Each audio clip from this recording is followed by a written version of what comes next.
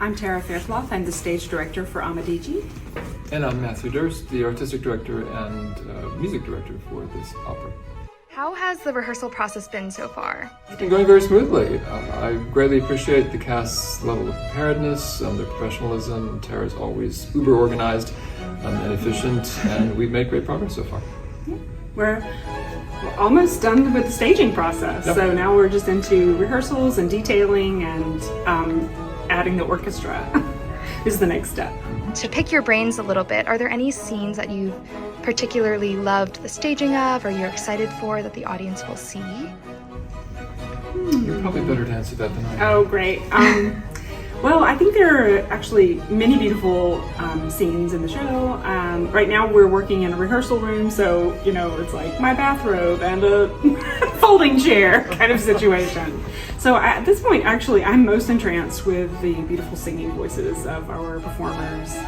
There's particularly a gorgeous aria that one of the sopranos sings called Dolce Vita. She believes her Amadigi is dead and she's very sad about it, and it's just gorgeous. And Nola is a beautiful singer.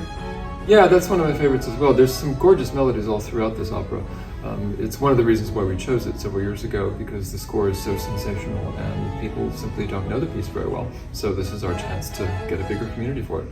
You mentioned choosing it a couple years ago. Can you talk about that process? Yeah, well, we're working generally about 2 years in advance these days. You have to if you want to get really good singers and a really good director and a great crew. So you have to be organized far enough in advance to do that, which means picking the repertoire usually at least 2 years in advance or so for a production.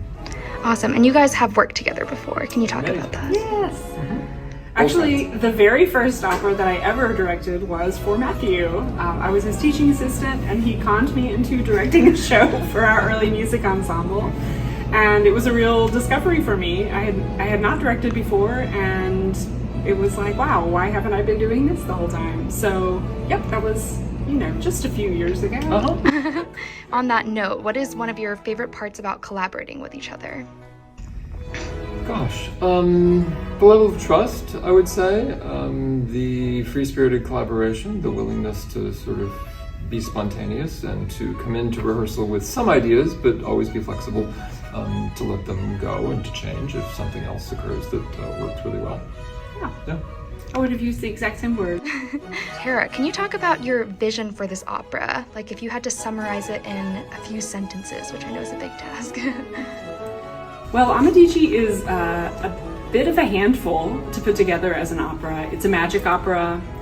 There are many, many locations, and there's quite a bit of magic in the piece. So any production elements that we created had to take that into account. So I think my design team and I came up with a beautiful, very ethereal, there's lots of sense of transparency in the productions, which is largely digitally driven as far as the scenic visuals. And then the costumes are rich. They are medieval influenced with many Baroque and modern elements. Matthew, can you talk about your role for this and just like what you'll be doing actually in the pit? Keeping it all together and running smoothly, musically at least. That means looking after the singers during long stretches of recitative, keeping the orchestra together during arias, throwing cues when necessary. My job is to basically press go and tend to everything as it happens. Because you both researched a ton for this. Is there any interesting tidbit that you learned along the way about the history of the work or anything interesting? We've certainly learned volumes already about the music and how it works and about the story, and we're lucky to work with a cast that's also done its homework. So we've been discussing, as we've been rehearsing, the people who sang this for the first time, what their capacities were, what the initial reaction to the opera was, what the press wrote about it during the time, all of which is quite interesting. Some of the scenic effects were really marvels for their time, and they were noted as such by people who wrote about the opera. Including a live working fountain on the stage, which was a great interest and concern for some of the press. Why do you think audiences should come? Because it's gorgeous.